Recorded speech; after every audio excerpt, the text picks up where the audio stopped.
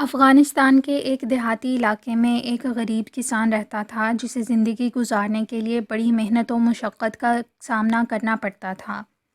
اگرچہ وہ صبح سے شام تک کام میں لگا رہتا اور ذرا بھی فضول خرچی نہ کرتا تھا، پھر بھی دولت جمع کرنا اس کی قسمت میں نہیں تھا۔ بہت کوشش کے باوجود ایک پیسہ بھی جمع نہیں ہوا تھا۔ اسے ایسا محسوس ہونے لگا کہ شاید زندگی میں بھلے دن کبھی نہیں آئیں گے۔ ایک روز صبح کے وقت نماز فجر سے فارغ ہوتے ہی اس نے اللہ سے دعا مانگنی شروع کی۔ اے اللہ، تو بڑا رحیم و کریم ہے، اپنے خزانہ غیب سے مجھے دولت عطا کر۔ میں نے اپنی کمائی میں سے روپے بچانے کی بہت کوشش کی مگر کامیابی نہ ہوئی۔ اب تو ہی نظر عنایت کرے گا تو یہ تمنا پوری ہوگی۔ میں چاہتا ہوں کہ تو میرے چولہے پر روپے کی بارش کر دے۔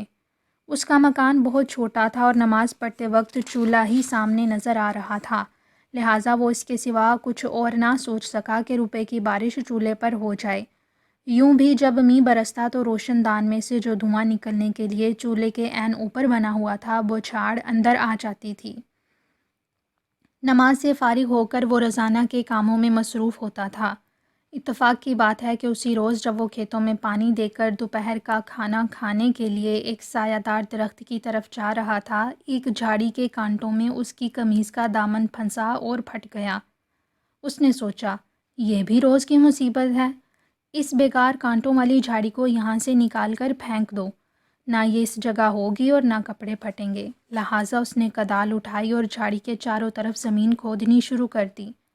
پھر پودے کی ڈالیاں پکڑ کر زور سے کھینچا، اس کی جڑ نکل گئی اور اس جگہ بہت بڑا گڑھا ہو گیا۔ اس نے سوچا کہ اس گڑھے کو ابھی بھر دینا چاہیے، اگر کل کلاں کو رات کے اندھیرے میں کوئی بچہ اس کے قریب سے گزرا تو اس کے اندر ہی جا پڑے گا۔ اس نے مٹی بھرنے کے لیے پھاوڑا اٹھایا ہی تھا کہ اس کی نگاہ گھڑے کے اندر پڑی اور اسے ایک بڑے برتن کا کنارہ نظر آیا۔ اس نے کچھ اور مٹی ہٹا کر برتن کو ٹٹولا تو اس کا ڈھکنا اٹھ گیا۔ وہ یہ دیکھ کر حیران رہ گیا کہ ایک دیگچہ روپوں سے بھرا ہوا ہے۔ خوشی کے مارے ایک چیخ اس کے منہ سے نکل گئی، لیکن بہت جلد یہ کیفیت دور ہو گئی۔ اس کے چہرے پر چھائی ہوئی مسرت رنج و غم میں بدل گئی۔ اس نے دوزانوں ہو کر اور مایوسی سے سر جھکا، اے اللہ، میں نے یہ کب کہا تھا کہ تو میرے کھیت میں کانٹوں والی جھاڑی کی جڑ میں سے مجھے روپوں کا دیگچہ عطا کر۔ میں نے تو دعا مانگی تھی کہ تو میرے چولہے پر روپے کی بارش کر دے۔ میں یہ دولت ہرگز نہیں لوں گا، نہ جانے یہاں دیگچہ کس نے چھپایا ہے۔ بہرحال یہ دولت خزانہ غیب کی نہیں ہے، اس لیے میں اسے ہاتھ بھی نہیں لگا سکتا۔ اگر یہ روپے واقعی میرے ہوتے تو تیرے فرشتے ان کو لے جا کر میرے چولہے پر بارش کی طرح برسا دیتے۔ اس نے دیگچے کو ڈھک کر وہیں چھوڑا اور کانٹوں والی جھاڑی اس پر ڈال دی۔ شام کو جب وہ گھر پہنچا تو بیوی سے سارا ذکر کیا۔ وہ بہت ہی ناراض ہوئی اور خاوند کو بری طرح لتاڑنے لگی کہ خواہ آئی ہوئی دولت کو ٹھکرا دیا۔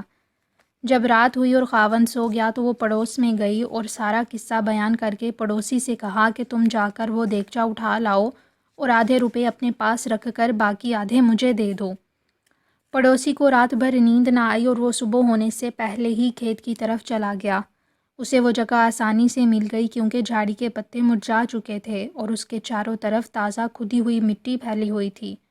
وہ جھاڑی کو ہٹا کر گھڑے میں اترا اور دیگچہ نکال کر باہر لے آیا، لیکن ڈھکنا اٹھاتے ہی اس کے منہ سے چیخ نکل گئی۔ دیگچے میں روپوں کی بجائے بچھو اور سانپ بھرے ہوئے تھے۔ اس نے جلدی سے ڈھکنا رکھ کر اسے بند کر دیا۔ اس نے سوچا کہ یہ میری پڑوسن نے چال چلی ہے تاکہ میں مر جاؤں اور میرا کھیت بھی اس کے قبضے میں آ جائے۔ وہ دیگچہ کندھے پر اٹھا کر اپنے گھر کی طرف چلا اور کسان کے مکان کی دیوار کے نیچے پہنچ کر رک گیا۔ چولہے کے اوپر بنے ہوئے روشن دان میں سے مدھم روشنی نظر آ رہی تھی۔ اس نے دیگچے کو اوپر اٹھایا اور اس کا منہ روشن دان کے قریب کر کے اپنے خیال میں تمام سانپ بچھو گھر کے اندر الٹ دیے اور خالی دیگچہ اپنے گھر لے گیا۔ جب صبح ہوئی تو کسان حسب معمول نماز فجر کے لیے اٹھا۔ ایک دم اس کی نگاہ ان بے شمار روپوں پر پڑی جو چولہے پر اور اس کے آس پاس پھیلے ہوئے تھے۔ وہ فوراً بارگاہ الہی میں جھک گیا اور اس نے کہا، خداوند کریم، میں تیرا شکر کس زبان سے ادا کروں؟ آخرکار تو نے میری مراد پوری کر دی۔ یہ روپے جو تو نے میرے چولہے پر برسائے ہیں واقعی میرے لیے ہیں اور میں خوشی سے قبول کرتا ہوں۔ میں تمام عمر تیرا احسان مند رہوں گا۔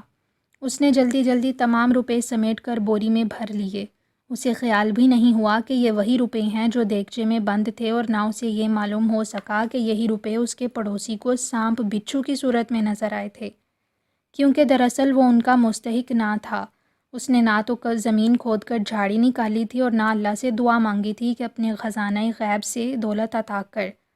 پڑوسی کے لیے وہ سانپ بچھو تھے، اور غریب کسان کے لیے چمکتے ہوئے روپے جو اس کی آئندہ زندگی کو خوشگوار بنانے کے لیے کافی تھے۔